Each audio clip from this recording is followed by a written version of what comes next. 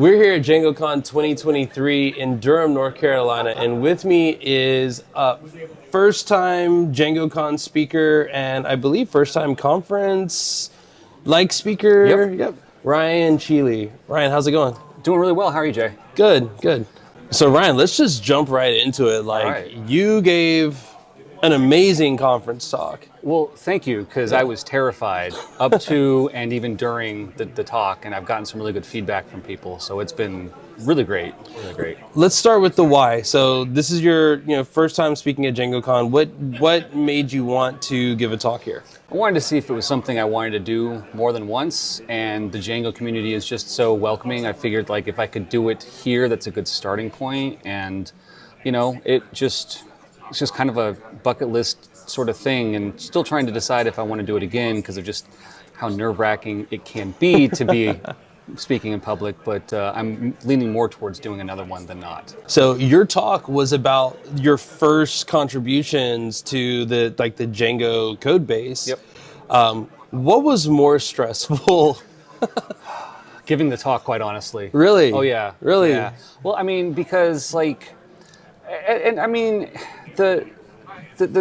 the work that I did, and in the presentation, I really kind of talk about like how welcoming and how open the community is to helping you learn and just kind of guiding you the right way. So they are equally nerve-wracking, but in a really good way, because it really is about like just this open, welcome community of wanting to like see cool things from people and just helping you be the best version of yourself, which you don't see that in lots of places. And I think it's one of the reasons I really love the Django community, quite honestly. Yeah. So, and also you came all the way from California. Yep. So you like flew across the country. That's a big commitment to just see if you want to do a thing.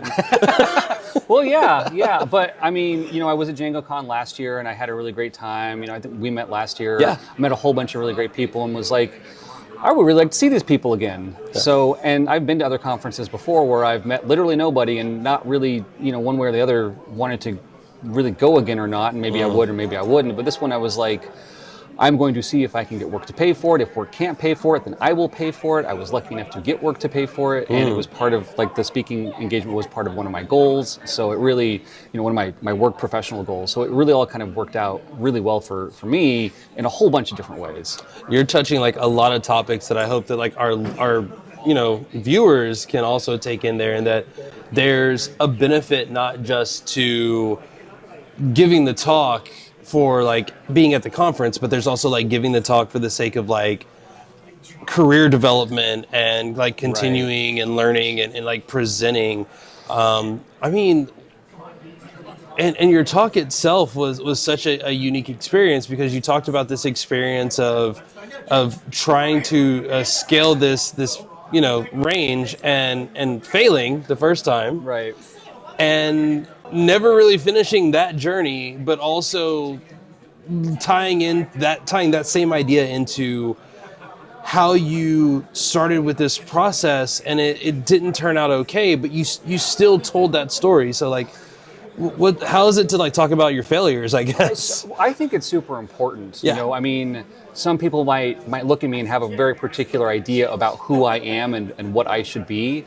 But like, maybe that's true, maybe it's not. And I think that if I can talk about when I fail, but how I learn from it, that can be important and helpful for people that are in different situations to go, oh, well, yeah, I mean, everyone fails, right? Yeah. So, but it's what you do after the failure that I think is the most important part. And then being able to talk about it so that people can learn from what your failure was, and you get to learn from it too, because I can tell you, like, I had some very definite thoughts about like the entire process and how I worked through it, but even getting prepared for the talk and then giving the talk, like it really helped to crystallize everything for me all over again. And I know more now about my failure than I did during the failure. So, and it's funny how that works, just talking about it and really thinking about it and then being able to tell people. And it's very funny, as I was up there telling the story and I get to the end and I am getting to the punchline of whether or not I made it up to Mount Whitney, and I got choked up. And I don't know if that came across in the audience at all, but it did. I got super choked up because I haven't said that in front of people before. Yeah. Like not in person. Like I've, done some recordings of myself to help prepare for the conference, but like getting up there and then saying, I didn't make it. Like it was super hard, but I'm glad that I did it because it really, just kind of full circle. It really just, it's okay to fail and it's okay to talk about those failures. Yeah. And I also love the story doesn't end in failure. It ends with a successful contribution. And, I think the thing that really hit home for me was seeing the actual code that was contributed. Like, how did it feel? Maybe the feeling of when you see the merge happen, or when you see it up on the screen for the first time, to go like, this code and this code base that gets used by millions of people, and brings in billions of dollars of revenue and all these other things, those 5 lines of code are mine. Right. It is, I remember the feeling I had when it got merged and just the elation I felt, and it was still very much, even talking about it, it was like, I did that with the help of people. It wasn't just me, it was this group effort. And I think that that's something that we should talk about more, is that these things that are hard, like, you don't have to do them alone. You can do them together, and it's probably better that way because you all learn together. And I can't say for sure that the other people who were working with me on it learned anything, because they taught me a lot more than I probably was able to teach them. But like I thought it was a super great experience. Well, and talk about maybe that. I don't want to go into your entire talk, but like go in a little bit on just getting that help and what that experience is like of someone who's relatively new to the code base working with people who are very experienced. It never felt overwhelming because no one ever came in and was like, this is who I am and this is why you should do it this particular way.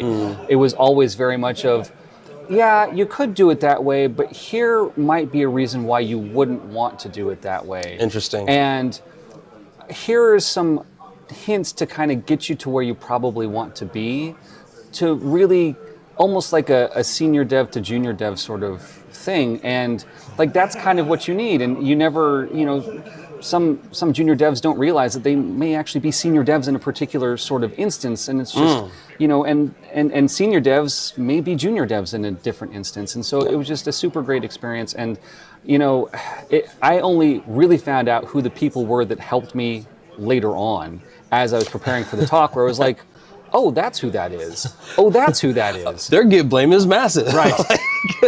For sure. Awesome. Well, this was the first time speaking at DjangoCon. Mm-hmm. Are there any other talks planned? Did you get the bug?